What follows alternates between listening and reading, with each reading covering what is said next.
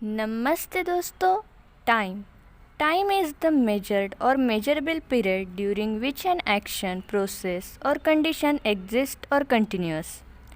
यही डेफिनेशन हम बचपन से सीखते आ रहे हैं, जो कि हम एग्ज़ाम के बाद भूल जाते हैं।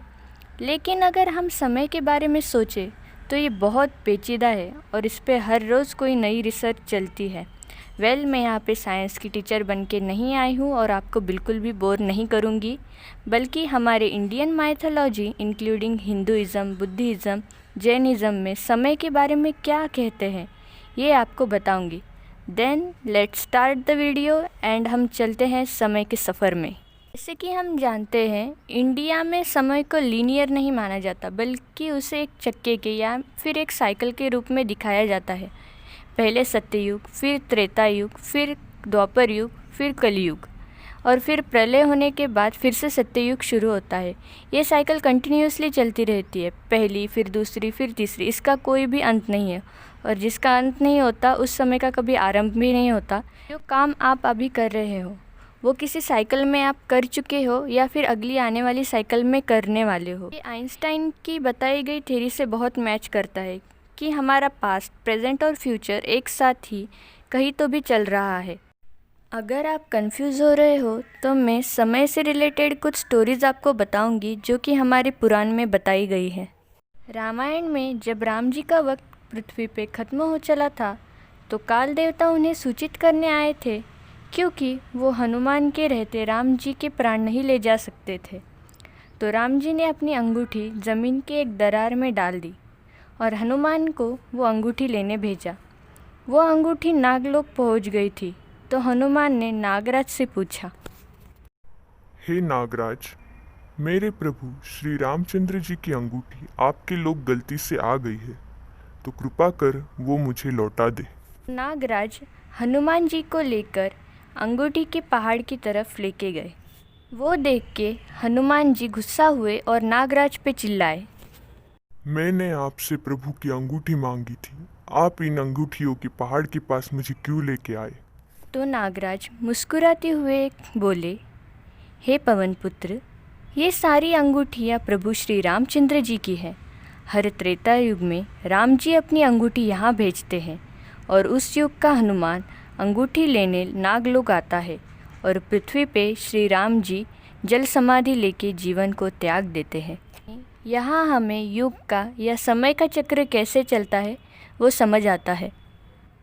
और एक कहानी यह है कि जब वनवास में सीता जी को राम जी आने से मना करते हैं तो वो कहती है, प्रभु मैं आपके साथ हर युग में वनवास आ चुकी हूँ और अगले हर युग में आऊँगी, तो इसको आप खुद भी नहीं टाल सकते।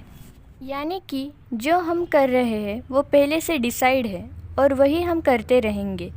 मतलब अगर हमें पास्ट में यानी कि रामायण काल में जाना है तो हमें कलयुग पार करना होगा, फिर प्रलय, फिर सत्ययुग जाने के बाद फिर हम त्रेता युग में पहुंचेंगे। फिर तो पास्ट में जाना बहुत महंगा पड़ेगा। इसका जिक्र हमें भगवद गीता में भी मिलता है। श्री कृष्ण अर्जुन को ज्ञान देते वक्त कहते हैं कि तुम अभी हिचकिचा क्यों रहे हो, ये सब पहले भी हो चुका है और आगे भी होगा। तुम चाहो या ना चाहो ये सब लिखित है और ये तुम्हारे हाथों से भी होगा, तुम चाहो या ना चाहो। यानी कि अगर तुम्हें कोई काम नहीं करना तो भी वो तुम्हारे हाथ से होगा। यानी कि अगर तुम कोई काम ना भी करना चाहो तो भी वो तुम्हारे हाथ से होगा। उसका कारण कुछ भी हो सकता है। सिंपली बताओ तो समझो, आपको होमवर्क करना है, हर युग में करना है। तो एक युग में आप खुद से बैठोगे या फिर दूसरे युग में आपको मम्मी ज़बरदस्ती बिठाएंगी, तीसरे युग में आपका फ्रेंड आएगा इसीलिए आप होमवर्क कर रहे हो, चौथे युग में आप एक आध बार डरपोक होगे और टीचर के डर से आप होमवर्क कर रहे हो। यानी कि पाथ कोई भी हो सकता है, लेकिन फिक्स ये है कि आप वो चीज़ कर रहे हो, आपका होमवर्क हर युग में सही तरीके से हो रहा है। इसी तरह हर युग में आपका कैरेक्टर अलग अलग रह सकता है, लेकिन आपका जीवन सेम ही रहेगा। यानी कि अगर न्यूटन के सर पे एप्पल नहीं भी गिरता तो भी उसे न्यूटन के लॉ निकालने थे, उसे ग्रेविटी को ढूंढना ही था। तो आप ये बोलना बंद करो कि उसके सर पे एप्पल क्यों गिरा और ग्रेविटी के इतने सारे इक्वेशंस हमें क्यों मिले। यही कंसेप्ट हमें इंडियन माइथोलॉजी में टाइम से रिलेटेड मिलती है। टाइम या युग से रिलेटेड कैलकुलेशन भी और टाइम ट्रैवल का एग्जाम्पल भी हमें वेदों और पुराणों में मिलता है, जो कि मैं अगले वीडियो में बताऊंगी।